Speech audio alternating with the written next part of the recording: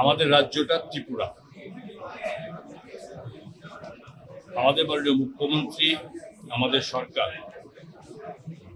বিগত দিনে যতটা ডিএ আমরা দিতে পেরেছি, আগাম বলে টলে কাউকে একবার দিয়ে দেওয়া হয়নি।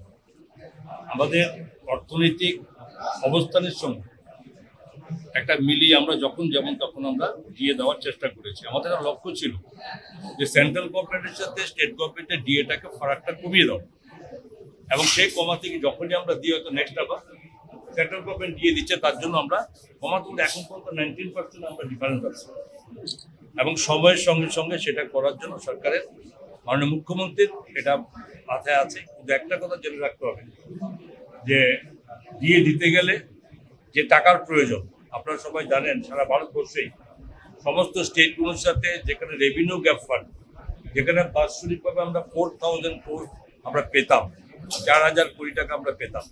সেই 4,000 কোটি টাকা শুধু আমাদের নয়, সারা ভারতবর্ষের প্রত্যেকটা স্টেটের জন্য রেভিনিউ গ্যাপ ফান্ড তুলে দিয়েছে।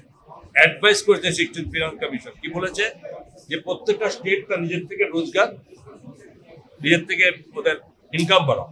তো আমি এবার আমি আপনাদের মাধ্যমে বলতে চাই, আমাদের ইচ্ছা আছে কর্মচারীদের কম দিয়ে সরকার ভালো চলে না বা কেউ আশা করে না, কিন্তু এটাও বলতে হবে যে দিতে গেলে তার সাজেশনও আমার লাগে যে আমরা দিতে গেলে কিভাবে দেব। আমরা তো 1 টাকা রেভিনিউ আমরা কখনো আমরা ট্যাক্স বাড়াইনি, নর্মাল চলছে। গত 9 বছর, আজকে 8 বছর কমে 9 বছরও করেছি, 9 ইয়ার্স আমরা সরকার পরিচালনা করছি।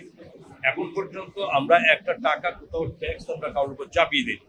তাহলে আমাদের ইনকাম কোথা থেকে আসবে, কিভাবে করবো, এটা নিয়ে গভীর আলোচনা চলছে, ডিসকাশন চলছে। মাননীয় মুখ্যমন্ত্রী ভাবছেন এবং মাননীয় প্রধানমন্ত্রী থেকে শুরু করে এবং যেখানে যা বলা যায় রাজ্যের আমাদের এই অর্থনৈতিক অবস্থা আমরা তুলে ধরার চেষ্টা করেছি, এবং সেগুলো আগামী দিন দেখতে হবে, এবং সেটা দেখার পরে একটা ভাবনা আমরা